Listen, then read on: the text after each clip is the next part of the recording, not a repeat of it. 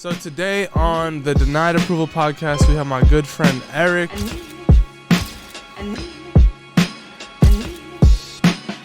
I've known Eric for probably 5 years now, and by far one of the nicest people I've ever met in LA. We met, let's talk about how we met. Let's tell that story real quick. I was saying that was like a long time ago. It almost feels like a different life.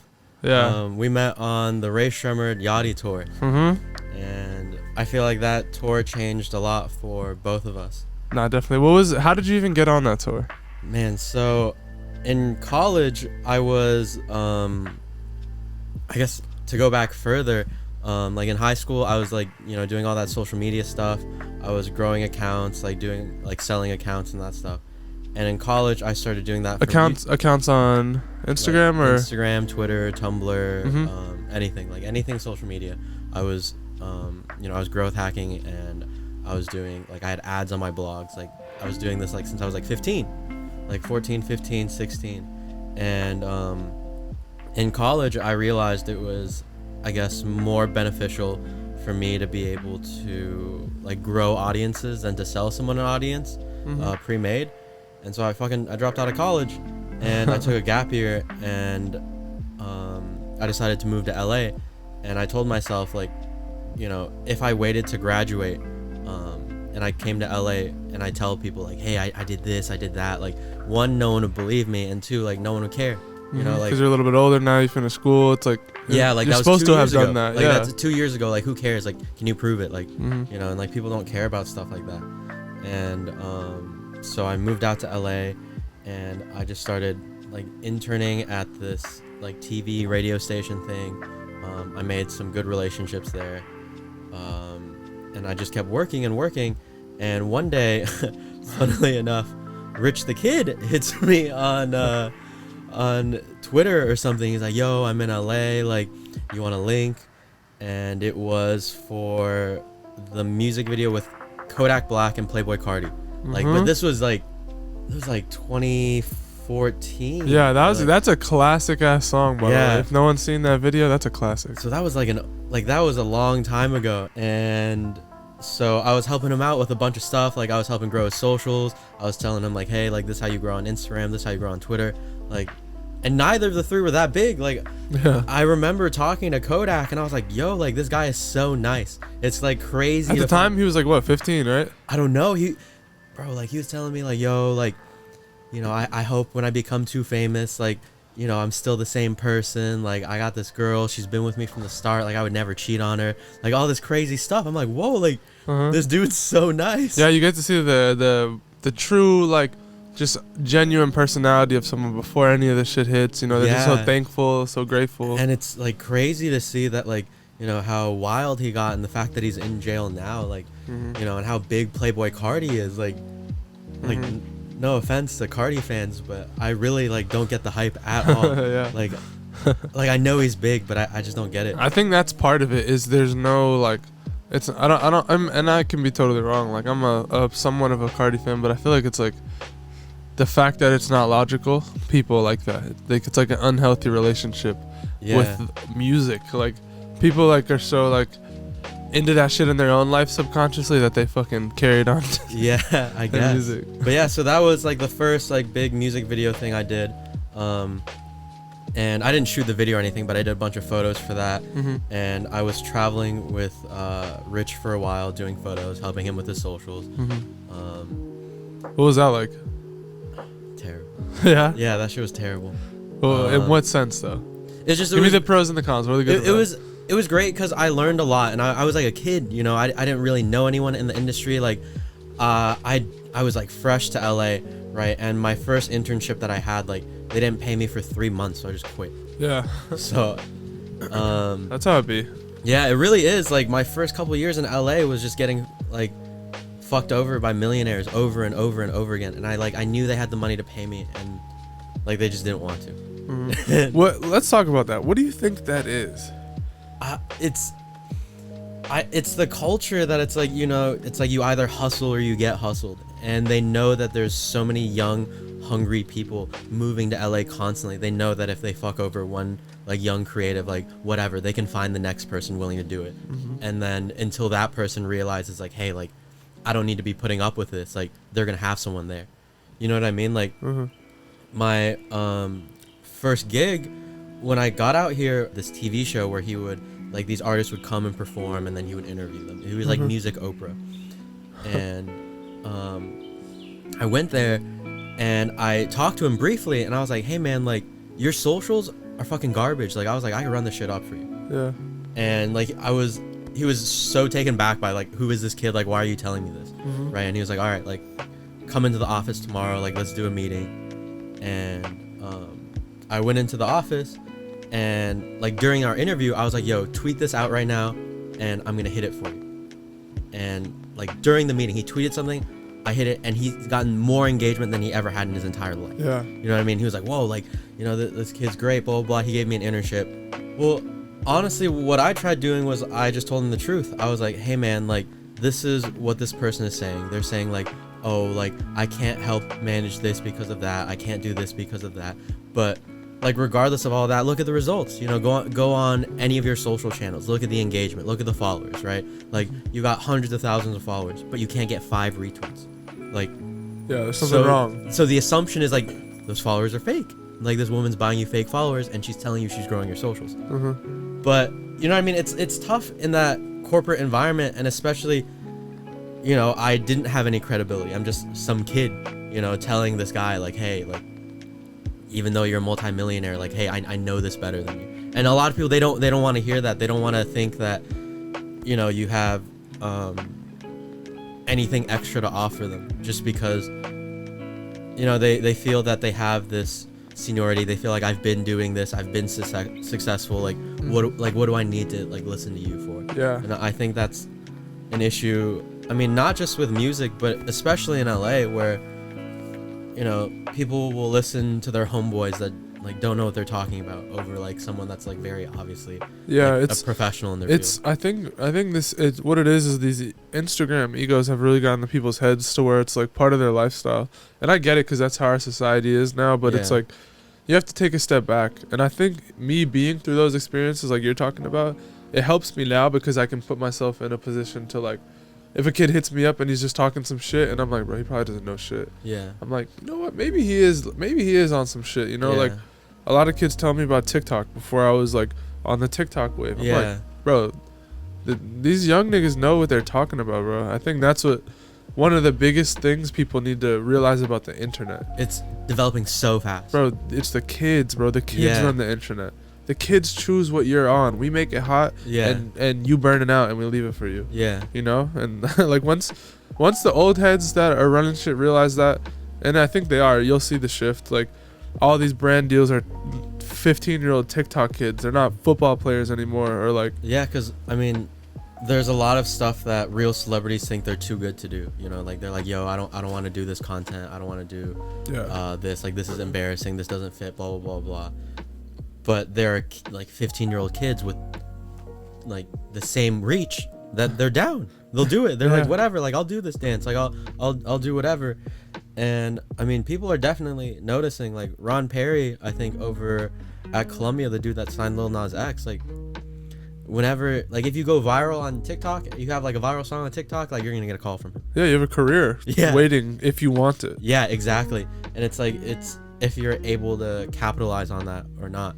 You know, it's really about, like, once you're in that position, like, you know, a lot of artists get to that point where they're bubbling and people think, like, yo, they're next up, but they never get over that hurdle. And it's like, you can't stay at that, oh, they're next up level. You know, you get to that level and you either go up or you just fall off completely. And you see it happen, like, all the time. You know, like, Fetty Wap has all these hits, right? And he doesn't follow them up. And he falls off, right? Like, OG Mako has, like, a huge hit. Everyone's like, man, this guy's next up, right? But, you know, whether it's bad management, whether it's, like, these guys make a lot of money and they become complacent, like, regardless of what the reason is, like, you know, you can't just let the foot off the pedal, like, when you get to that point. What do you think the main thing throughout all those? Do you think it's more just, like, self-awareness, or like or as far as your career and, like, understanding, damn, you know what, I'm not doing as well this week or last month as I was, and being, like, not ignoring that? A lot of people want to, like, if they start doing bad, they ignore it and they're like, man, I'm not doing bad, man. Fuck you. It's like, bro, it's not fuck you. It's like, look at what you got going on. Yeah. And get it back to where it needs to be. Yeah, definitely. It's just like there's no sense of urgency. Like some people, they get comfortable, you know. Mm-hmm.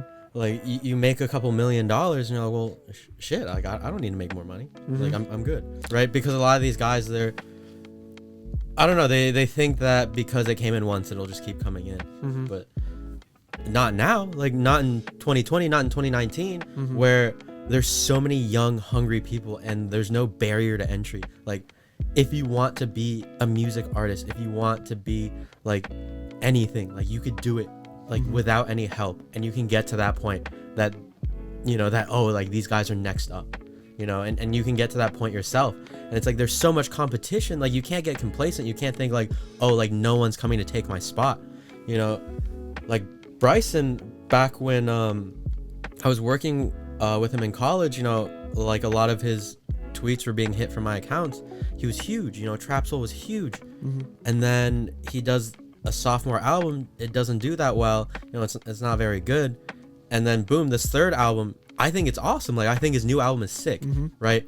But the sales are terrible. Like for how big of an artist he is, for the name recognition that Bryson has, like there's no reason that he shouldn't be doing at least 100,000 mm-hmm. like first week. You know what I mean? Yeah. So what do you think the alternative is? Like, what do you think he should do? What's the situation like that from the eyes of Eric? I mean, I don't know the situation personally Yeah. at this point, but you know, you just have to be consistent. You have to know, like you have to have a game plan moving forward. Mm-hmm. You know, like you look at Drake, right? You look at when he drops albums, you look at like how he puts out videos, you look at how he does everything. It's very structured. Like he pretty much like what Jay-Z was doing, Drake does, like, you know, not the same stuff, not the same kind of music, but it's the same structure. Like he has the same structure where, you know, around the same time every year you can expect music from him. Like mm-hmm. you know that it's almost that time again. Yeah. You don't have to think about what the time is. It's like, oh, it's about Drake's about to do the thing he does. Yeah. And you know, you can't have like fans just waiting and waiting and waiting, because it's like there's going to be new artists that capture their attention. Like it's, as much as it sucks now, like things change so fast to where if you aren't keeping up, like you're falling off. Like mm-hmm. for any artist, like no matter how big you are. I agree. That's important. I think that's something that it hasn't really been established in 2020 yet, but I'd agree. If you're not keeping up and growing, you're falling off. Yeah, because I mean, you know how these artists make money. They're not really making too much money off streams. It's live shows, concerts, merch sales. But with the pandemic, no one's doing club appearances. There's no concerts. Like, mm-hmm. you know, a lot of these guys, they've become so comfortable with the level that they're at, because they're like, oh, I go to the club, I pick up 100 racks. I go to the club, 30 minutes, I pick up $200,000. You know, but they're still spending at the same amount, but they're not really taking in. Their profit and losses are insane. Yeah, like they're still spending the same amount, but they're not making anywhere as much. And I think when this pandemic ends, like probably like late next year, like probably November, December or whatever, when things finally start going back to normal, like people are gonna notice like who was working during this time and who wasn't. Mm-hmm. Like, because a lot of smaller artists that had buzz, like if they weren't able to maintain it throughout this time, like they're gonna fall off. They're off. They're already falling off. It's pretty bad. I'm not gonna lie. There's like people I was like excited to work with. They were coming up, and then like, I mean, look at 6ix9ine. Yeah, 6ix9ine. He has some other outside things going on too, but it's just like, yeah, like he can't even, like 6ix9ine's at the point where he can't really keep posting stuff, because he knows that if he's posting, people will see the fall off. They'll see the numbers exactly dropping. 100%. So like he's not even posting much. Mm-hmm. But at least there's that self-awareness. Yeah, you know what I'm saying? It's like, at least let me get myself together real quick. Yeah. Before and I mean, obviously he does embarrass himself all the time, but it's like, at least there's some type of effort. Like he knows that like his album didn't do as well as it should have, mm-hmm. right? With the hype that he had. Okay, so let me ask, what was your, like, how did you even get into the music industry? Like, where are you originally from? So I moved a lot as a kid. I grew up in Canada. I went to high school in North Carolina. I did 2 years of university in Texas, mm-hmm. and I dropped out and I moved to LA, and I didn't know anyone out here. Like, I just had the savings from like the Twitter stuff that I was doing in college, and I just moved out here without knowing anyone. And I just told myself, like, I'm gonna give myself a year. If I can't make this work, like, college will always be there. Like, even now I could go back to college if I wanted to. Like, not that I ever would, right? But the opportunity is always there. And so I took the risk, and, you know, I got screwed over a lot. And at the time it sucked, because when you're, you know, this young guy, you're running out of savings, you don't have a stable job, you're not making a lot of money. LA is super fucking expensive just to do anything, man. Yeah. It's like the airport of states. Like, you go to the airport, shit's more expensive. Like, you go to California, like, when I first moved out here, like, I was like, yo, like, why is Popeyes so expensive? Even at the drink, a lighter, a gallon of milk. Yeah, like, fucking water bottles. Like, everything is more expensive for no reason. The cost of living is so high. And so, like, when you're struggling at that point and you're doing the work, you're doing what you're saying you're doing, you're delivering, and you're still getting fucked over, and you're still not getting paid, it sucks. Like, it really does. But what I learned at that point was, you know, even though I wasn't getting the credit for a lot of the stuff I was doing, even though I wasn't getting paid for a lot of the stuff I was doing, like, even though I wasn't getting, like, any respect for anything, like, I realized if I keep doing it and I keep doing the work, and it's always good, and I'm always doing, like, what I need to do, like, eventually people will notice, right? Like, funnily enough, like, my big break in the music industry was on that tour with you. Is I did the mannequin challenge for Rae Sremmurd, and I never got any credit for that. Like, people on the internet, like, did whole interviews taking credit for what I did, and I know they didn't do anything. You know what I mean? Because it's like, if I asked them, like, yo, like, how did you do this? Like, they wouldn't be able to tell me because they don't know. Right? I remember that time period. That was the first time I was, like, seeing what you were doing, and I was like, yo, like, this kid, I'll see him do something, like, film some, and mind you, I'm at the same point. I'm just starting with Yachty. Yeah. And I'm like, I see this kid film something. Within, like, an hour, it's on, like, World Star, fucking every famous page there is, like, going viral with, like, 10 million. I'm like, dude, what is this kid doing? Yeah. And then here we are. Let's hear it. Yeah. So, I mean, like, a lot of the stuff, like, I met Rae Sremmurd through Rich the Kid, you know? Like, he brought me to their house, he introduced me to them, and I was doing some photos for them, and at one music video, you know, Slim Jim, he was doing this dance, and I was like, yo, like, let me get an iPhone video of this, like, I'll have this viral within, like, 2 hours. Right? And it went viral. Like, I took that video and it was viral within 2 hours, and they started having me around more. I was touring with them and stuff, and on that tour, I think we were in Colorado, Denver, and Sway woke up in the morning and showed me this video. He was like, yo, like, check this video out, like, these kids are doing, like, this thing to our song. And I told him, I was like, yo, if we do this tonight on stage, like, I told him it'll be viral by tomorrow. Like, that's what I told him, right? And so I shot and edited the mannequin challenge, like, the original one that we did. I mean, you were there for it. I remember that shit. Yeah. And they put that video out. I, you know, pushed a bunch of engagement to that. I had, like, a bunch of big Twitter accounts retweet them. Because at that point, like, they had a lot of hits, but they weren't really that popular. You know, they didn't really have, like, super strong engagement. And so I was pushing a lot of engagement to that video, and I noticed that all these other artists started doing mannequin challenges, but they were all using their own songs to start off. Like, at the very start, like, people were doing the concept, but they were doing their own music, right? And these artists were bigger than Rae Sremmurd. Like, they had more fans, they had a bigger fan base. Yeah. Didn't, like, 2 Chainz do one or some shit like that? I don't know, but like a lot of EDM DJs were doing it. Like, a lot of people were using their own music. And what they didn't realize was it doesn't matter what the artist is doing. Like, people don't really care about that. So what I did was I pushed a shit ton of impressions to fan-made mannequin challenges using Black Beatles. So the only ones that went viral for regular people, like someone, like, for example, someone with 200 followers, right?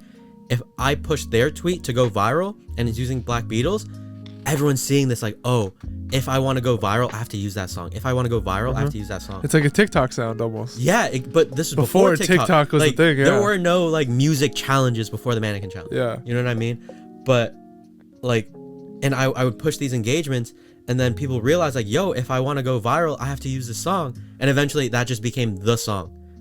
And like, it just organically grew from there. And it's crazy to think about. Man, bro. Like, because like really, if you think back, like rap music was like not as big as it was.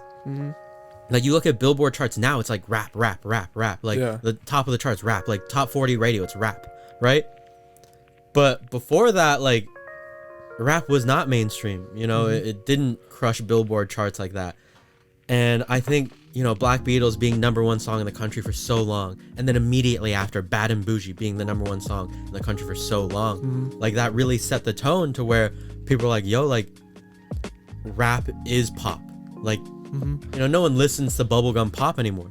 Yeah, I think that's that genre's dead. I think that's a huge part of like what like 2016 was just like redefining what's possible from hip hop. And like just being in the mix of that, it's like when you know what it was and like now what it's becoming right in front of you, you're like, bro, I'm not leaving this shit. I don't care if it falls off for a quick second. I'm doing this shit, and I'm gonna figure out what I'm gonna do in this for the rest of my life. Yeah, I mean, like rappers are mainstream stars now. You know, before, you know, if you're a rapper, it's like it's still kind of fringe. You know, like you have fans, but not on this level, because people, they're not listening to rap. They're listening to like, you know, Black Eyed Peas. Like they're listening to, you know, Fergie, Imagine Dragons. You know, Kesha. Yeah, Kesha. Like Lady Gaga and stuff like that.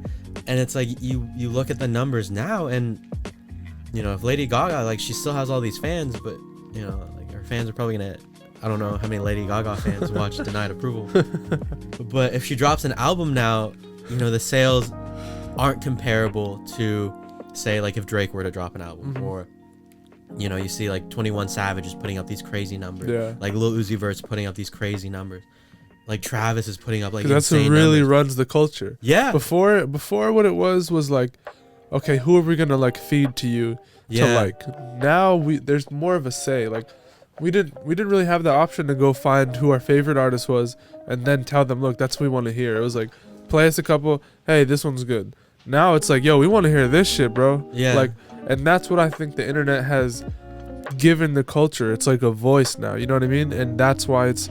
The hip-hop culture is becoming what it can, because now the people that really are supposed to be running it are tapping in. You know what I'm saying? There's really, like, bro, you look at the music industry, hip-hop music, bro, it's run by all white people, bro. Old white people. It's pretty sad to say, like, almost the majority of it is owned by white people, and there's no black people in that space giving back and being a real gatekeeper. That shit's backwards, bro. Yeah. And I think that the voice is back to where it's like, now we're gonna put our people in charge that deserve to be there and that need to be holding that shit. Yeah, and I think there are like a lot of strong black like music executives now, like finally getting recognition. Yeah.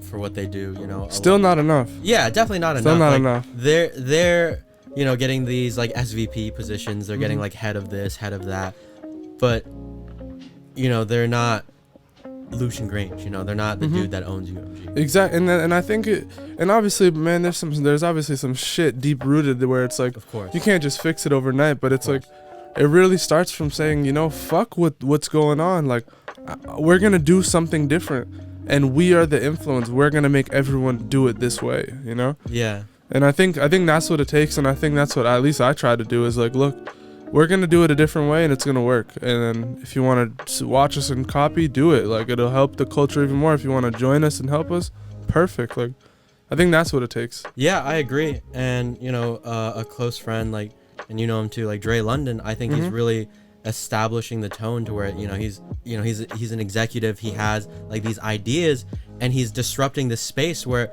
you know, these older white label dudes, they want to know what he's thinking. You know, like back when I was like first working with him and stuff, people were constant, like all these label heads were like, yo, so like, you know, what are they doing with Post? Like, what are they doing with Post? Like, even now, you know, people from the label, like whenever we do something, we'll get emails like, oh, can you share like what your plan is moving forward?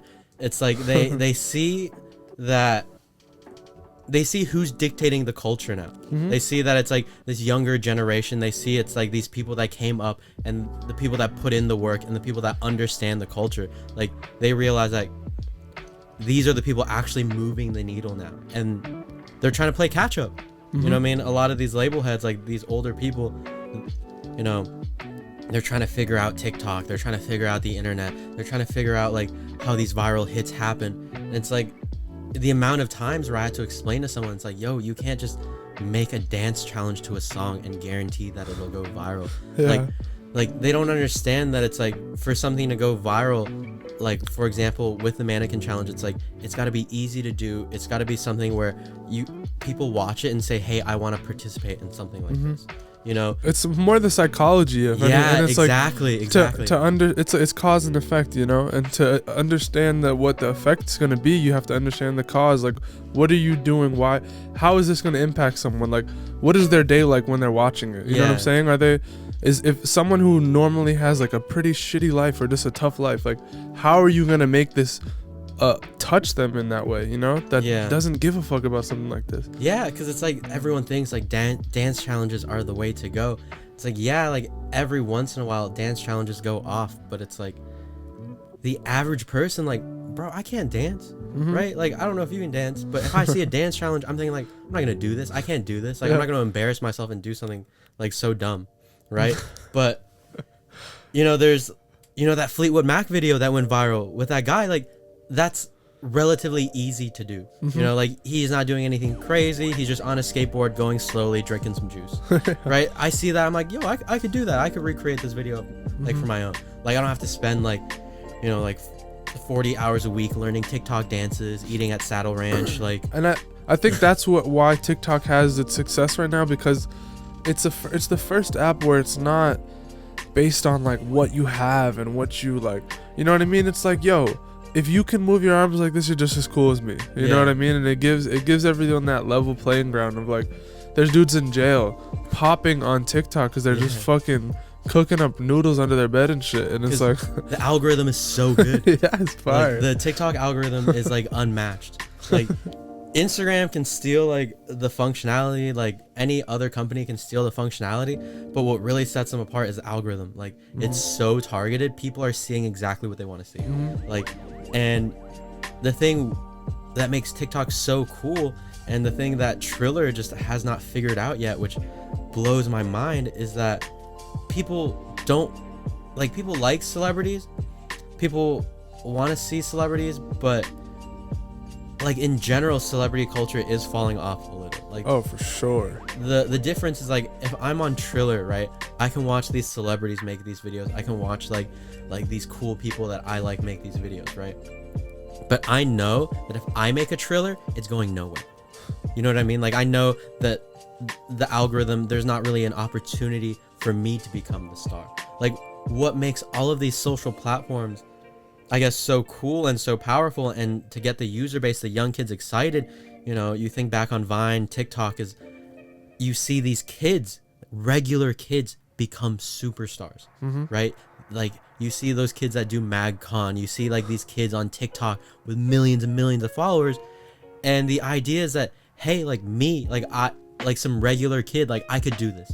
Like on TikTok, even if you have like no followers, if the content is good, the algorithm can push it to go viral. You know, I don't know like how much you're on the platform, but I'm sure like every once in a while, like a video of yours will just go. Yeah, right? And it's not proportionate to your follower count. Like that would never happen on Instagram. Like it just doesn't. I think like, I don't know, I think that's so sick. It's really giving people an opportunity to do some shit they didn't even imagine, you know? Like, like the dude you were just talking about, what's his name? The longboard guy. Dogface. Dogface. That dude, like he literally was just chilling, drinking some juice, riding down the thing, and it's like now he has a whole new like spectrum of opportunity. Exactly. You know what I mean? That's it's a really cool thing, man. I think that's like, it's one of those tools where it's like, if it's used right, it can help a lot of people. If it's used wrong, it can hurt a lot of people. Yeah, and I think what he did, I mean, he didn't realize it at the time, I'm sure, but you know, with everything that's going on, with like how like you turn on the news, it's like just terrible shit all the time. Like it's nonstop, just terrible shit. And like, on one hand, you want to stay informed, you want to know what's going on, you want to be educated, right? But it's like, man, it's overwhelming, it's depressing to know, like, you know, all these people are dying, and like we could be doing stuff to prevent it, but like they don't care, right? And there's, you know, genocides happening all over the world, and it's just like this just some guy chilling on a skateboard drinking some cranberry juice listening to Fleetwood Mac. Like, everyone knows that song, like whether they know it or not, like everyone knows that song. Yeah. That song's a classic. Post actually did a remix to that song like forever ago on like one of his earlier mixtape. Everyone's like heard that song at some point, and it's just like a feel good song. Like, people just wanted to see that and be like, damn, like They just want something to feel good. yeah, like I want to feel like that guy riding down the street on a skateboard drinking cranberry juice listening to the song. And that's the psychology behind, like we were saying, like what is everyone relating to? How is everyone feel? Everyone's feeling like the world's gonna end, you know? Yeah. And in the midst of that, we just get this random guy Like, just a little riding bit of down the positivity. street drinking juice without a care in the world with raggedy ass shoes.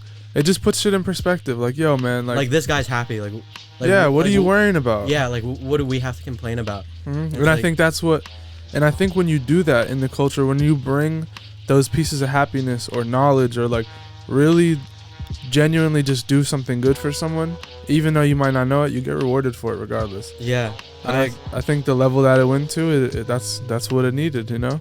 yeah, I agree, because it's like there's so much negativity like in the world all the time, and it's like if you can just even put like a little bit of positivity in it, like you're making a difference, like whether you know it or not. You know, like I've had people DM me and saying like, yo, like, you know, you got me this photo pass like for this show like forever ago, and it's like, you know, this is my career now. Yeah, let's talk about that. I got some stories to tell. I remember so after the Lil Yachty tour, after we met there, we didn't really talk that much. I thought this kid didn't like me for like a while. I was like, yo, I don't know because we would be on tour, and then videographers, there's always like, especially when you're first coming up, there's a little bit of like tension where it's like, don't shoot my artist, I won't shoot your artist. You know, so at first it was, to me, I was like, oh shit, I don't think this kid fucks with me. Nah, it was never that. It was just they had me doing so much work, dude. Like Yeah. It was crazy. So before we went on that tour, I asked management, I was like, hey, can I bring a friend to do this? Like, I'll split my pay with him. They were paying me fucking pennies. Like, I was not gonna get any money out of that tour, but I just wanted the experience. Yeah, I didn't get paid either. I did that shit for free. I didn't get paid for anything for over a year after that tour was over. I had to ask. I was like, hey man, like I gave y'all the mannequin challenge. You guys used all my photos. You guys used all my recaps.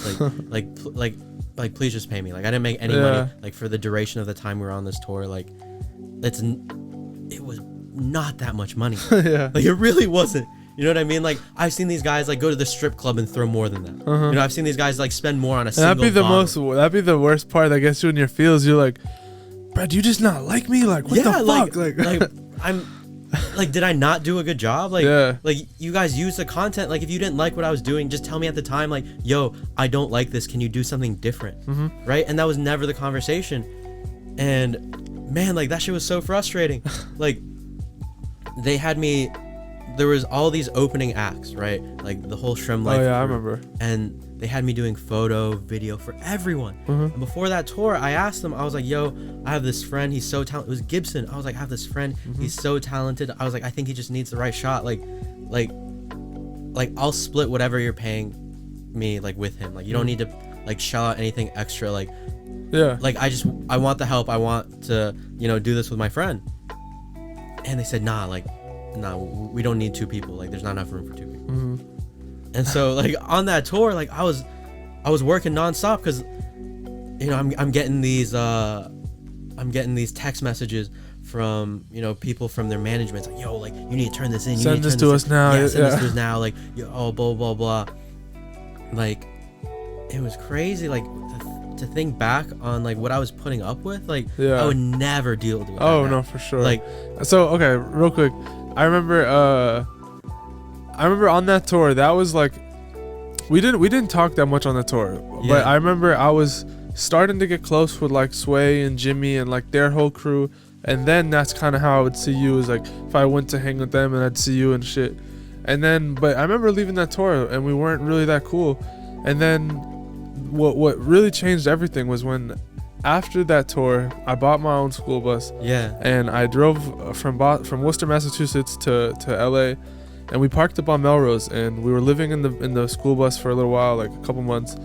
And then you saw it on Instagram and you hit me up. You were like, yo, like I'm down to, can I pull up and come check out the bus or some shit? I'm gonna bring a friend with me. And I was like, okay, sure. And like in my mind, I'm like, yo, I didn't even think this kid like fucked with me like that. Yeah. And then yeah, sure enough, you pulled up and you were with Gibson. Yeah. And then I didn't know Gibson at the time. He wasn't really even on his video shit that much then. It was kind of like just like, or at least from my perspective, like he wasn't really posting on Instagram like that. And we chopped it up. And then I remember later that night, you like bought us a pizza. Bro, this kid got us like $80 worth of food. Yeah. And got it delivered to the bus. And I remember just like, this is like our first time in LA. We were like, it was credit card scamming. Dude, I didn't know what was going on. I'm like, yo, like, is this dude trying to get me set up? Is he trying to like get some shit ordered here and then like have the cops come pull up? I was so sketched up, and I remember we got the food and we were like looking at the pizza like mad sus, like, yo, what the fuck's going on with this pizza? And it was perfectly fine. And I just remember just like I just remember being like, damn, man, I've really never met someone that nice, like that genuinely like didn't even really ask, just kind of knew the situation we were in and just like bought us some food to help us out. I was just like, man, like I respect that. Even now, bro, like being older, bro, I respect that shit so much, bro. It's just because like when I saw what you were doing, I was like, man, like that's every creative's dream, you know, to put together a group of friends that like just want to create, and it's like not for profit, like you're just doing it like just because you love to do that shit. And like it's so creative, where you bought a fucking school bus, you painted a school bus, you stripped it down, you added all this stuff, like that stuff you see like in movies, like you know, back in the day scrolling on Tumblr, like I would see that and be like, man, like that's cool, like I'd love to do that someday.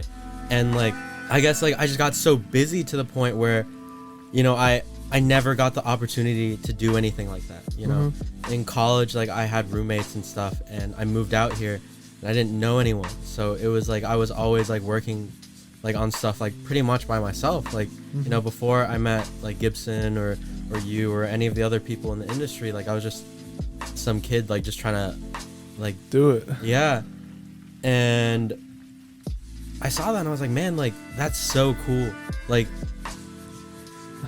I guess you didn't know it at the time, but I was like, man, that's so inspirational. Like that's like something like I wish I had the balls to do. Like I wish I could just say like, oh, I'm not gonna make money for however long this takes, but I'm gonna like invest in myself and do this. Like, yeah, like that's crazy. That it's crazy because like at the time you don't realize it, but we're both like learning like real ass shit. But I remember at that time, in my perspective, it was like, damn, like asking for help isn't that bad, like, and I didn't even ask. It was kind of like you just blessed me, and I was just like, damn, man, like if I got out of my head so much trying to just do it and like, you know, not ask for shit and just, you know, it'd probably be a lot easier. And I remember shortly after that, when they were like kicking us off Melrose after like a couple months, I needed somewhere to park the bus, and you were like, yo, just park it at the crib. Yeah. And then that initiated the whole other wave of like just building a deeper relationship and shit. And we parked the bus at it was you and Gibson's house at the time.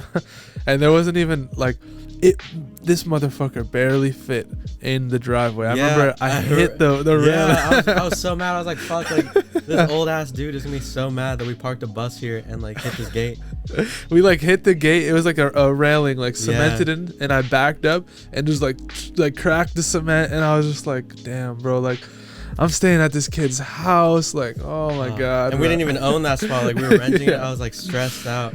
But I remember in that time period for me was like you probably don't even realize it, bro. Like that was such a big change for me. Like that was my original plan for the school bus thing, was to move to LA drive to LA with my friends and go back to Massachusetts. The bus got stuck in LA and everyone else left. So like I was out here just like, what the fuck am I about to do, you know? And people tried to stick it out with me for a little bit, but they have families and they got real shit going on. So they're like, bro, we can't wait on you. So it was just me out there, no money, 18 years old, don't know a single person. And I have a broken down school bus on Melrose, getting tickets every day. And I'm just like, At this point, I'm probably better off leaving this motherfucker here, stripping it of all my information, because I don't even know if I registered that thing before I drove it out here. And just like, you know, taking the L on it. Yeah. And I remember when you told me like, yo, just get it to my house and we'll figure it out. I was just like, fuck, bro. Like, this kid just keeps coming in clutch, saving my life. And then I was planning on sleeping in the bus in your driveway, and you were like, nah, bro, come in the crib. Like, this shit's yours now, you know, just. Yeah. And I moved into your closet. And it was literally, a big closet, though. It was a decently big closet. Yeah. This is exactly how big it was, because I remember this. Yeah. It fit a twin mattress. Yeah. That was it. There was no room to walk on the sides of it. Yeah. You could walk on the mattress, and that was it. Yeah. And that closet held me down, bro, for like 3 months. Remember, I had my big iMac, and I would just be in there editing. Like. Yeah, we were always working, man. Like.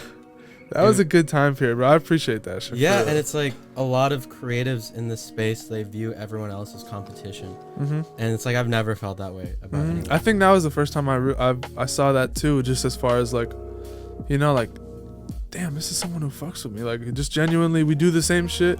There's shit that I remember you were like, yo, I'm going to a post show tonight. You want to come?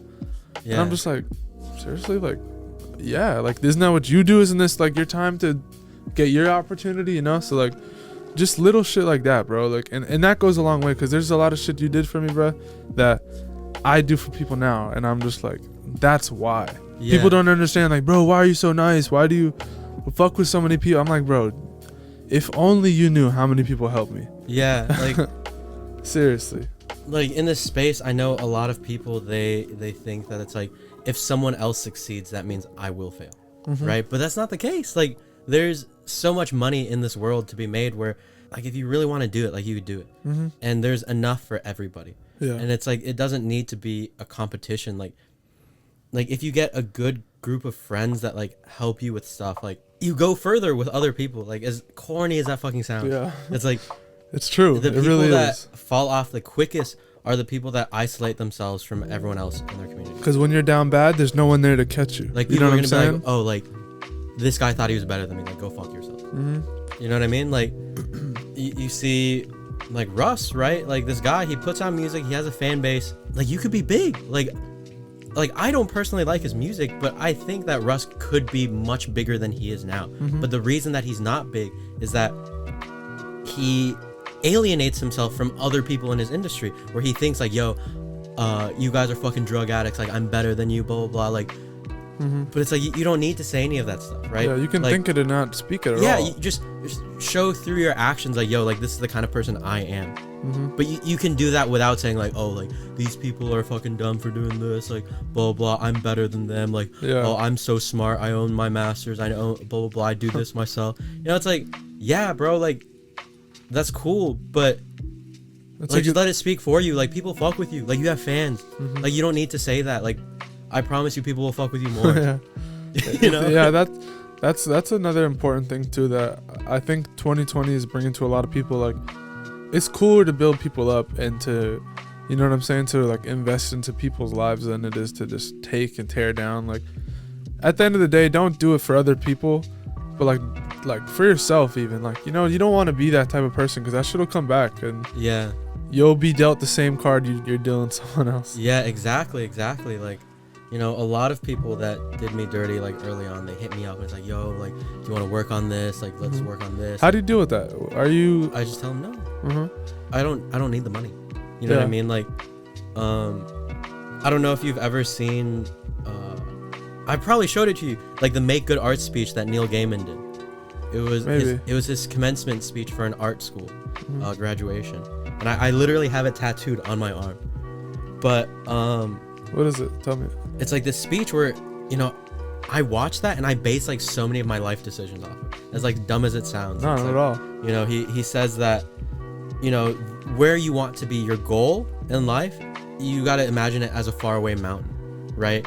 And wherever you're going, as long as you're headed towards the mountain, you're making good progress, right? So, you know, for his case, like, he wanted to be an author, like a fiction author, right? When he started off, he gets newspaper jobs. And it's like, it's real money.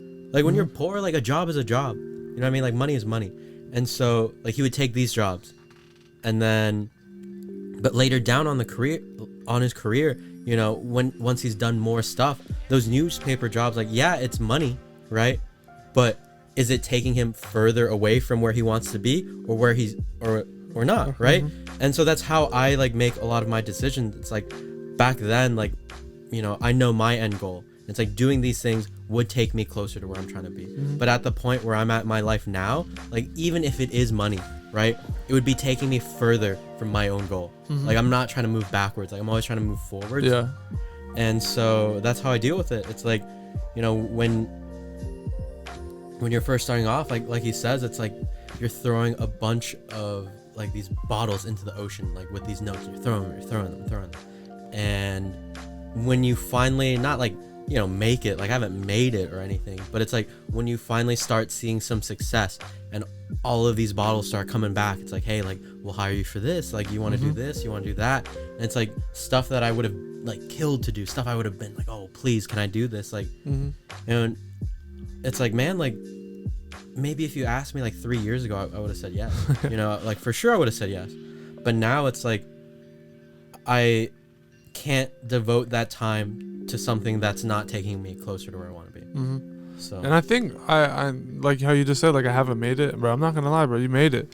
It's hard to see it, you know, especially from yourself. But I was watching this Illegal Civilization video, this little skate team and shit, and there was this one video they were shooting their promo photos, just like walking around the woods, and there was like a tunnel, and there was like literally, like, as cliche as it sounds, like a light at the end of the tunnel, like dumb far.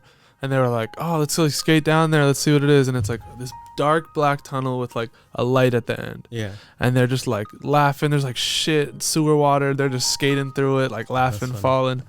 And they're just having like a blast. And then they finally get to the like end of it. And it was just like a hole cut out of the top with light coming down. And there's like the end of the tunnel. And they're just like, damn, bro, what the fuck? Like, now we got to skate back. Like, the funnest part of it was just getting here, you know? Yeah. And we were so just focused on like what it was going to be like when we were here. Yeah. We didn't realize like the whole enjoyment of getting here was the journey. You know what I'm saying? And that's where I like met all these people and had these experiences and like got on the private jets and for the first time. And you're not going to know when the last time is, you know what I mean? And so like, while you're doing that shit, while you're going through, you have to realize like, damn, man, I made it. Like, you really got to enjoy. I really like, did this shit, bro. Yeah. Yeah. Because at the end of the day, bro, when that shit does come, you're not gonna realize it, and you're just gonna be like, damn, man, I already did everything that I was waiting to watch and waiting to look out for and waiting to like take in the memories. I let them all go. Yeah. So definitely keep that in mind, bro. You fucking made it, bro. You did this shit.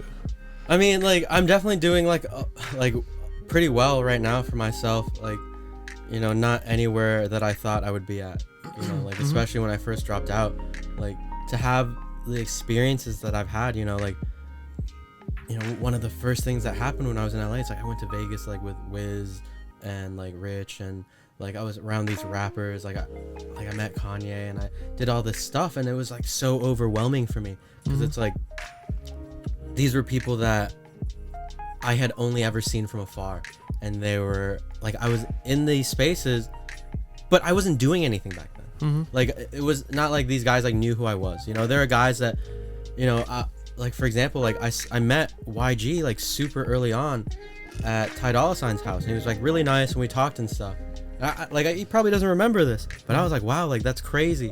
And, you know, years down the road, I ended up, you know, doing some social stuff for his albums. And it's like they meet you for the first time almost, and it's like, you know, you don't want to say like, oh, hey, actually I met you like a couple years ago, like, you know what I mean, like 4 or 5 times. Yeah, but it's like that's what it's like, to where, you know, you, like we talked about, it's like we keep providing that value, like eventually people notice. Like, they might not notice at first, and then it gets to the point where it's like, hey, bro, weren't you the dude in Miami? And you're like, and Texas, and when we were in Australia, that was me, bro. And it's just like, one day you just get all the respect you deserved the whole time. Because they realize that you were just there to do the work. You weren't there to be like, yo, like, hey, can I get a pic? Look at me, like, remember me. Yeah, like, I've never been like that. Like, I've been in so many situations where I just had to take like a mental picture and be like, wow, like I'm here right now. Like, this one's for the books. Yeah.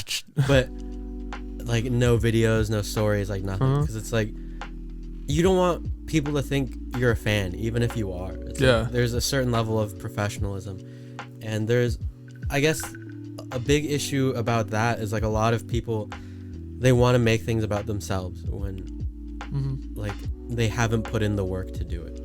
You know what I mean? Like people are like, oh, like look at me, I'm doing this, I'm doing that, but it's like you really haven't done anything. Yeah. Like just stay down, be humble, and just keep working, and eventually people will notice. Like I did a lot of social stuff for Love Renaissance, you know. I did a lot of they're my favorite label right now. They're so smart. Those guys are so creative, and like they noticed what I was doing, and they're like, oh, like, you know, back when I was working with Black, like the first week we started doing Twitter promo, I took them from 200,000 impressions a day to 2 million a day, like instantly, you know.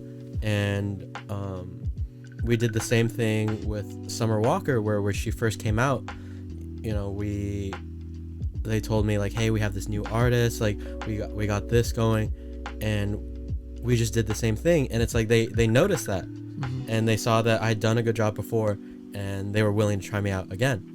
And like while that was happening, I was still living with Gibson, and I could, like, this dude works harder than like people don't see it. Like people see the videos, but they don't understand like the like literal lifestyle you have to live to make that video happen. Yeah, like you just got to put in the work, right? Like at the time, like he probably like thought that at some point people will fuck with him, but he probably never thought that he'd be as big as he is now. Yeah, right. To creative direct the VMAs, to fucking do like the 21 Savage album promo with Morgan Freeman. I feel like I'm not gonna lie. I feel like watching Gibson edit in that fucking house, bro. I feel like he knew exactly what the fuck he was gonna do. I feel like he edited each video with the intention of like, let me just do this so I can do the shit I'm meant to. Like, like, you don't have a drive like that and not have a reason. Yeah, you know, like I have my drive and my reasons, but that kid has some shit he wants to do, bro. And it's like, fire. When you see people like that, you just know they're gonna succeed. Like it's like we were talking about in Jamba Juice. Like I don't even think about like failing. Like I've never thought about it. Like I never think like, oh man, like what if things don't work out? Yeah, because it's like you don't have that mentality. You genuinely don't. You're like, when you're riding a bike down the street, you're like, yeah, what if the wheels popped off? But it's not gonna pop off. Yeah. Like unless something, like it's not, bro. Yeah. I don't know how else to think about it. You just do it because you know the confidence in this bike that I'm riding. I'm not gonna fall. Yeah, and you know you have the confidence in yourself, and it's like people are not gonna fuck with you until you fuck with yourself first. Like a lot of people are waiting for someone to put them on, but that's not how it works. Like you put in the work, and eventually, like, no matter your how work it puts happens, you on. Exactly. Whether it's through a person, whether it's through something else, the bottom line is the work puts you on. It's not someone else putting you on. That's what I'm saying. Like I could have referred anyone for that, right? And they wouldn't be where he's at now. Like I could give someone the same opportunity, put him in the same position, and they would not be where he's at. And it's the same for a lot of people. You put a lot of people in my position, like where I started off.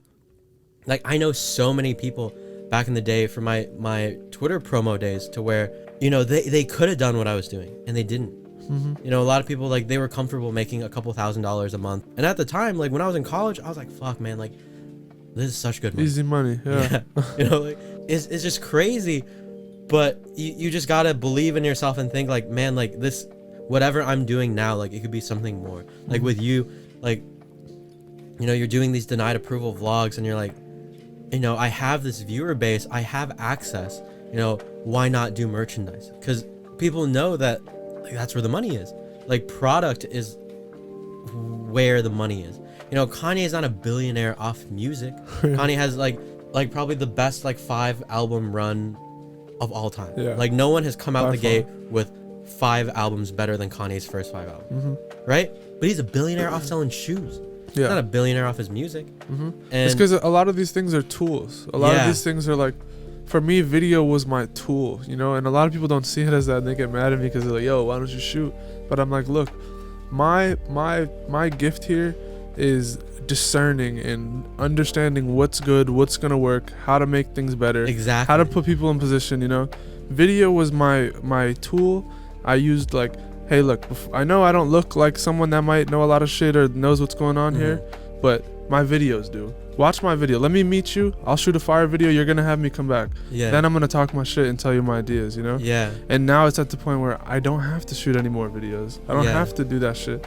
And it's like, it really is like, are you gonna stay down and use your tool to dig you out of that thing so that you can finally build something solid for yourself, or are you gonna get fed up in the midst of it? Like, bro, you know how many times just like meeting some of like my favorite people while I'm filming for someone else, it's like, in the sense, it's like you feel like you've made it, but you feel like so belittled because you're like, damn, like I'm here and I might never not get this chance again. So if I don't like take this opportunity, but it's like that's not in my place. So you kind of have to just let your opportunities like pass by you, and just accept it and be like, man, I need to work hard as fuck because I'm gonna have to get every single one of these again now. I just have to keep putting in the work, because it's like, you don't want to approach someone unless you have that credibility, unless you've already done like what you're saying you're going to do. I love taking photos, like I love it, right? But would I go on a tour now? Like, hell no. No, and that was your tool, you know? Yeah, and it's you like, use that to get to what you have to do. Yeah, because it's like, these people, they're like, oh, like I like having you around. He's like, oh, like you're a funny guy, like you take good photos, like I want to keep you around. And it's like, you know, you get to know these people. It's a great way to network because everyone wants photos of themselves. Like, it doesn't matter who you are. You do anything, like you want photos of yourself. Like, and now, especially if you're aligning the photos with all the people you shoot are all dope people. Yeah. Now you get a photo shot from you. It's like, oh, I must be dope too then. Yeah. You know, you're adding value to how people feel about themselves. Yeah. Yeah. And it's definitely interesting because people ask me like, you know, what do you do for a living? You know, we were talking about this beforehand, and it's like, I think especially now, like it's too hard to just do one thing. Like there's no safety in doing like one thing anymore. Like it doesn't matter like who you are or what you do. Like if you're just doing one thing, like that could go away at any minute. And it's not even just one thing. It's like if you're doing one thing, someone can probably do the same thing you're doing and maybe even a little something else better. Yeah. You know what I mean? And so it's like, would we rather hire the videographer or would we rather hire the kid that's a videographer / manager, you know, and he'll make shit go up by himself. Yeah. You know, he'll make own schedule. He'll have kids coming to every concert, shooting 3-4 other videos for the other artists. Yeah. Just to make what he's doing look fire, you know? Yeah. And that's what it comes down to. But I think you don't want to like people get it twisted too, because then they try to learn everything and be good at nothing, you know? Yeah. Master something and then move to the next one. Well, I don't mean like you have to like do a lot of stuff. I guess more I'm saying where you don't want to have like one source of income. Okay, you know, like yeah, definitely. Like I'm doing so much stuff. Like I'm still working in the music space, obviously, like with a lot of projects. I mean, I can't say it here. Yeah. But you know, and at the same time, I do a lot of like creative, like promotional, like I guess campaigns for like a huge porn company, right? And at the same time, like I'm doing you know, distribution with like a distribution company. But it's like all of these things, they kind of go together because it's like with the relationships that I've developed over the years with these artists, you know, I can present them with brand deals like, hey, like here's $10 million to do this, like whether or not you want to take it, like I can get these deals in front of people now, and people will take me seriously enough to know that like if I tell you there's $10 million for you, like it's actually there, you know. And it's like your word means something now. Yeah, and it's just like I had to work to get to this point, because before, like, you know, a lot of the time people want to rush to where they want credibility and they want this and that. And when I first started, it definitely felt that way, where it's like, man, like why aren't people noticing, like I'm doing this, like, and at the time, like you're in your own world where like you think like I'm doing all this stuff for this person, like how could they not think this is a big deal? But you take a step back and realize like these people have so much going on, like yeah, they're doing all the stuff you're doing times 10 for someone else. Yeah. And you're helping them do so, like you start to realize like the longer you're in this, you're like, damn, when I was doing that, I was such a small piece of the puzzle. Yeah. And then you can look, damn, so what I'm doing right now, damn, I'm still a small piece of the puzzle. Yeah. And you kind of just get that perspective change. So like, because I'm not gonna lie, if you don't have that, you will get in your feelings about some shit or emotional and be like, start to get mad, like, yo, this is my life, like, I'm homeless and you're not paying me, like, what's up, man? Like, what's the like, and you know they have the money. Yeah, bro. And I think that's my biggest lesson I had to learn, was just like completely detach the emotional side from the business side. You know, someone I really look up to had to tell me that shit, and it changed my life, bro. I really was able to put my head down even harder, and not on some shit of like, just like let people take advantage of me. Just like, I'm gonna shut the fuck up and do it myself. Yeah, like I'm just gonna put the work in, and like I'm gonna start all the way over. Yeah, and eventually the right person will notice. Like that's really what it takes. And that's kind of like that's the journey I've been on, especially like since after meeting you. You know, I was doing like a lot of the tour shit, but now I'm just like, yo, let me just build something. For myself. I mean, tour is great to like build a fan base, and if you're with a team that you like working with, you know what I mean, like the experience, like, bro, that was so fun. Like tour is so fun. Like, you know, like you're traveling months, you're going city to city, like, you know, like crazy stuff's happening all the time. Like, bro, like I saw some shit on tour where I was like, yo, like I can't believe it's an experience. And it's like, you know, once you get to that point where, you know, if you're touring with, you know, a big artist and you have like, you're on a yearly retainer where it's like worth it. Yeah, it's good. Yeah. But for me, like if I were to leave like for 3 months to do any tour, like whatever like tour budget they're giving for a tour photographer, videographer, and you know it's nothing. You know we're getting paid like shit. Yeah. Right. The only cool part is you get a lot of followers because the artist is posting you every night, and you get to like party, you get to tour, you, like it's fun. Yeah, it's about what you make it. That's what I've learned about touring. Is like, for me, tour was my opportunity to like, I thought about it on some like, I'm gonna get, it's like concentration, like I'm just gonna get so much footage in such a little amount of time. Yeah, it's gonna last me for a long time. Like I'm gonna be able to consistently drop and put out cool shit for a long time. And like there was a lot of ideas, bro, that I did on these tours that went nowhere, that like I'm like, bro, this could have changed my life, this could have changed your life. Like, and that's what it takes, is like I would work on something and I would be like, bro, this is groundbreaking, like this is going to change how people do their media for tours, and then it would just be like not coming out. And it what that did for me was it made me have to get quicker and not attached to shit. Like, okay, I'm gonna make this thing fire as I can, and then it's like, nope, not happening. I'm like, bro, what? I'm like, all right, let me make something better. Boom, do this. And then it's just like, now I'm just in the habit of like, let's make some shit. And it's like, even if you are like doing a good job, it doesn't necessarily mean people will fuck with you. You know, like I think when I was on tour with Rae Sremmurd, like I think I did a great job. Like, but that's just my opinion. You know what I mean? Like if they didn't want to do anything after that, like I can't be upset about it, because it's like that's a decision that they make, and it's cool because it's like the only reason I went on that tour was like, you know, I wanted to demonstrate value. I wanted to show like, hey, like I can do this photo video stuff, but like I can really like help push your career forward. And like I didn't ask them to pay me for any of that promo or anything. Like I was doing all that promo. Like I was asking for favors from my friends. Like, yo, you run these big pages. Like, could you post this video? Yo, could you retweet this? Or, you know, back in the day, like I had access to these big, you know, retweet groups. And instead of using them on my own content, like using my allotted retweet slots for these artists, like for free. I wasn't asking for shit. You know, I was like, hey, like I got you. Like, I'll just do it. Because when you tell people like, yo, like I can do this, like back then it sounds crazy, because like social media was like not what it is now. Like now, like all these kids are like, oh, I grow your socials, I do this, I do that. Like most of them really can't do shit. Like that's the truth. But like back then, it's like you tell someone like that, like they don't believe you. And so I just saw it as an opportunity to where I'll show you guys what I can do, and like take it or leave it at that point, right? So what advice would you give to someone that is kind of like in your shoes, that two examples, one, they feel like they really have some value they can add. They just really don't know where to start. And then two, someone that's like, I don't know what I can add, but I just know I need to be doing something bigger. I would say if you're in the second scenario, you got to get yourself in the first scenario.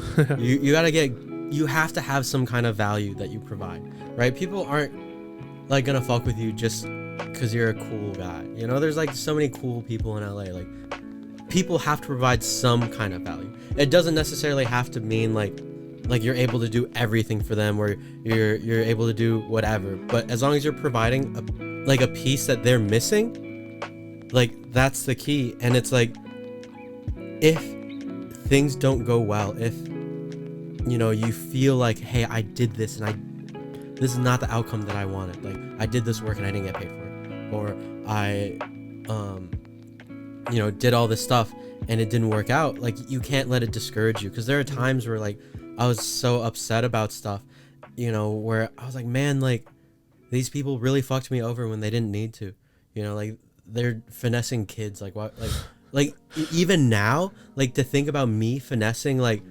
someone like that, like, yeah. I couldn't imagine it. Yeah. You know, I would never do someone like so dirty, like, in my own personal life. Right. But it's like, you realize like, hey, like, you just can't take it personally, because if you're good at what you do and you know you're good at what you do, you can just keep doing it. Right. And that, I guess that has to be my advice for like anyone. You don't need to ask for permission to do stuff, right? You don't need to be working with the biggest artists in the world, right? You don't immediately start off working with Drake, you know, like, you gotta work your way up to that point. Like, so many of these kids, they want to do this stuff not because they love the craft, not because they love what they're doing, but because they want to get in these rooms with these people. And if you have that mindset, you're never gonna succeed. Yeah. Like, I genuinely like believe that. I think that a lot of the time, you know, I get DMs from people and it's, you know, it's never how can I get better at what I'm doing currently.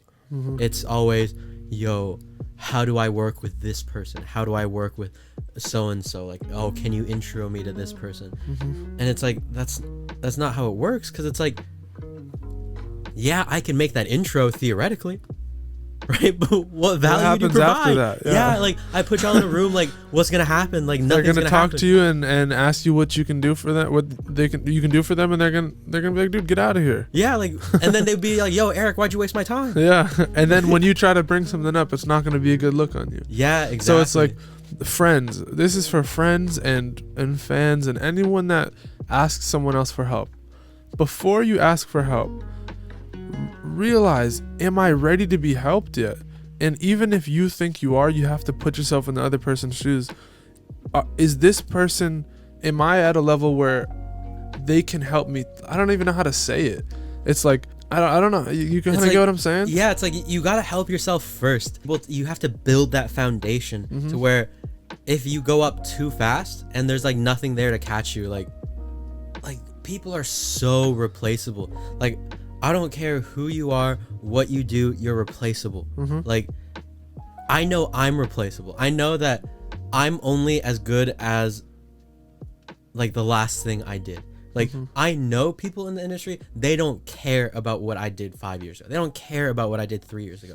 Like, you can't keep hanging on to like, yo, I did this, like, like, blah, blah, blah. It's like, yeah, you did it. That's cool. Right. But what are you doing now? What are you doing next? Yeah. Like, for now, like, I'm working with Dre on like a lot of projects, and it's like he trusts me with stuff that he probably wouldn't have trusted me with like 3 years ago. But I've consistently, you know, I've kept my head down, and it's like, whenever they need help with anything, like, I'll do it, and I don't, like, I'm not expecting anything in return, you know, because I know that that's someone I want to work with long term. I know that this is someone who has the mindset to be successful, you know, because there's so many people in music that don't know what they're doing. And he's like one of the few people that, you know, I respect him so much, because it's like, he made a plan, he executed it, and he didn't like need that much help. And he's like someone that he's not too prideful to bring on people that know things that he doesn't. You know what I mean? Like, he's not someone who thinks like, yo, I know everything. Because people that think they know everything, like, yo, you'll never succeed. Like, that's crazy. Like, people need a good team around them. And so for me, it's just like, I'm always going to try to do the best that I can, because I know that there's so many hungry people wanting to work for that team. Like, I know it. You know what I mean? I know that if I drop the ball personally, I could be replaced within the week. You know, I know anyone that drops the ball could be replaced. But it's just like, it doesn't matter if you're an artist, a content creator, anything. Like, you just can't get too comfortable. Like, I know like influencers who, you know, they're making so much money. They have all these fans, and they don't think that they'll fall off. They think that stuff will last forever. You know, those Vine famous kids, you know, they went from making hundreds of thousands of dollars a month to now where, you know, I'm assuming most of them barely make any money at all, because it's, these fan bases outgrow you. These brands realize all the clicks are coming from people in Brazil that don't actually buy any product. You know, you're getting 200,000 likes on a photo, but you tell them to buy a hat, maybe you sell 2 hats. Yeah. Right? It's like, people don't realize that you can't get comfortable. A lot of these girls now on OnlyFans, it's like, the smart ones, they know that realistically, this OnlyFans shit is not gonna last. Yeah. Like, it's crazy money now. Like, I know so many people personally that are making $500,000 to like $600,000-$700,000 a month. That's absurd. That's that's so much money. Yeah, that's like Lil Nas X, like, stream money. Yeah, like that. Yeah, it's just so crazy to think about, and it's like, this source of income like did not exist like prior. Yeah. And it's like, the smarter girls, like, they know like, whatever I can make in this time frame, I'm gonna make as much as I can. I'm gonna put that in the bank, and I can live off this money for the rest of my life. Right? For some of these girls that are complacent, they think that it'll last forever, but nothing lasts forever. Like, I don't care who you are, how popular you are, like, there's always gonna be someone cooler, fresher, hotter, whatever it is than you. You know, it's like, you look at these YouTubers, you look at, you know, people that used to run YouTube, right? You see those like for example, those MagCon kids, right?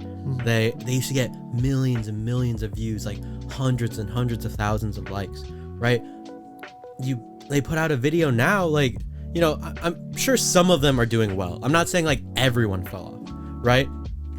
But I'm saying it got to the point where so many of the auxiliary people around that space, like, they fell off, because it's like, that fan base can only sustain you for so long. It's like, if you're not reinventing yourself, like fucking Shawn Mendes, bro, like, one of the biggest stars in the world, started off doing Vines.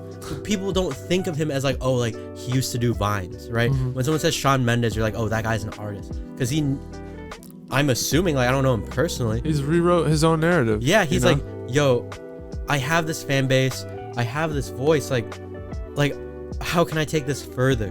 Right? Like, how can I do more with what I have? I think too, like, and just to wrap it up too, the thing to keep in mind when building a fan base is realizing that there's one fan base. There's one giant pool of fans, and there's different creators and different artists that control portions of that. You know what I'm saying? And you have within it, right? There's like the big, you can go to the old school rap. Are you a Biggie or are you a Tupac? You know what I'm saying? Now you come to the new age. Were you a X fan, a Juice fan, a Peep fan? Yeah. You know what I mean? Now when those people pass away, someone is there to take all of that. You know, when X passed, Juice was right there. Yeah. When Juice passed, now you have Kid Laroi. Yeah, exactly. It's like, there's all one fan base, and you have to think about it like, okay, what's happening in the market right now? Like, what value am I going to provide? Is someone already providing that? If so, what do I need to alter so that I'm my own unique thing that can fit here and grow and ultimately overcome and overtake the whole shit? Yeah. That's how you fucking do it. That's really what it comes down to now, is like, you have to realize what your niche is, because it's like, you don't need to be super famous to be successful now. You just need people that believe in you. And I think that what you're doing with Denied Approval, like, I think that is like the future of socials. I think people are tired of being so connected. I mean, you look at Discord, like, Discord has more downloads in the pandemic than like pretty much any other app, right? People want these small localized communities where, you know, you're talking, you have the same interests, like you have the same passions. Like people want these more closer knit communities. Like you look at all these social media websites that are coming out now, like that's the future. Like people don't want to reach as many people as possible anymore. Like let me reach the people that need it most, that want it most, as well as I can. Like, did you ever see anything with Hippie Sabotage? I heard the name. What are they, like a rap group or something? No, they're like an EDM duo, right? Oh yeah. And their Instagram engagement is like whatever, right? They get a couple thousand likes, and their Twitter engagement is not great, right? But anytime they do a show in a city, they'll sell out the venue, right? And there are artists with hundreds of thousands of likes, millions of fans that can't sell as many tickets. Yeah. And it's like, you gotta understand, like, hey, like, not everything on the internet is real. Not like, some people are just there to watch. Like not everyone wants to support you. Like you want to find the people that are there to support you and hold on to that, because that's what's going to provide longevity to anything that you do, whether it's a brand, whether it's, you know, a podcast, whether it's music or anything. It's like, you just got to know, like, hey, these are the people that support me. This is my community. Like these are the people that fuck with me and I fuck with them. Like I think that's where things are moving. And with that being said, download the Denied Approval app in the App Store, where you can find all your needs for culture, entertainment, and clothing. But yeah, that's it. That's a wrap for the podcast, man. I appreciate you coming out. Yeah, I appreciate you sharing your shit. Yeah. And yeah, that's fucking it. Where can we find you on social media and shit? I'm like super shadow banned right now. Yeah? Yeah, it's super Let's see it. Let's hear it. Where you at? On Twitter, Instagram, like the username is Eric ERIC and then JCUI. Okay. And Instagram? Same thing. All right, fire. Yeah. All right, man. Appreciate you. Yeah, thank you. Denied Approval out. Yes, sir. The deputies fired multiple shots. Nigga, that shit awesome.